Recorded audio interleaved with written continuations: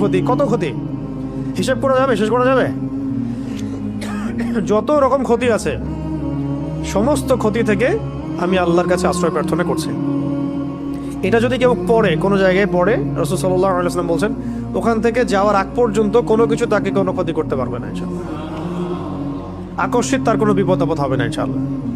ঠিক আছে, এই দোয়াটা মুখস্থ করবেন, আউযু বিকালিমাতিল্লাহি তাম্মাতি মিন শাররি মা খালাক। আউযু বিকালিমাতিল্লাহি তাম্মাতি মিন শাররি মা খালাক। অনেক স্ট্রং একটা দোয়া, সকালে 3 বার পড়তে পারেন, সন্ধ্যায় 3 বার পড়তে পারেন, এছাড়াও যখন ইচ্ছা তখন পড়তে পারেন।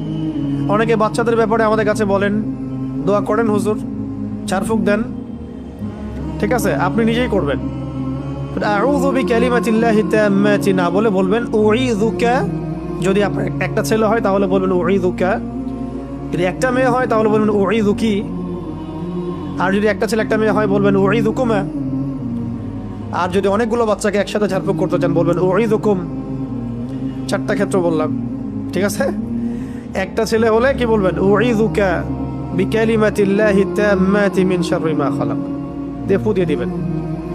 একটা মেয়ে আছে আপনার, একজন মেয়ে আসছে, বলবেন উঈযুকি বিকালিমাতিল্লাহি তাম্মাতি মিন শাররি মা খালাক। একটা ছেলে একটা মেয়ে বসে আছে আপনার, বলুন উঈযুকুমা বিকালিমাতিল্লাহি তাম্মাতি মিন শাররি মা খালাক, ফু দিয়ে দিবেন। ইমাম হাসান এবং হুসাইন রাদিয়াল্লাহু আনহুমা তারা নবী সাল্লাল্লাহু আলাইহি ওয়াসাল্লামের কাছে আসতেন, খেলাধুলা করতেন, ঘাড়ে উঠতেন, পায়ে বসতেন, কোলে বসতেন, তিনি আদর করে বলতেন উঈযুকুমা বিকালিমাতিল্লাহি তাম্মাতি মিন শাররি মা খালাক, ফু দিয়ে দিতেন। এগুলো মাসনুন তরিকা। এগুলো করলে বাচ্চা দেখবেন যে ভালো আছে, সুস্থ আছে, ভালো আছে, নিরাপদে আছে, আল্লাহ পাক ফেরেশতা দিয়ে হেফাজত করাবেন ইনশাআল্লাহ। ঠিক আছে, এখন এটা একটা, আরো দোয়া আছে।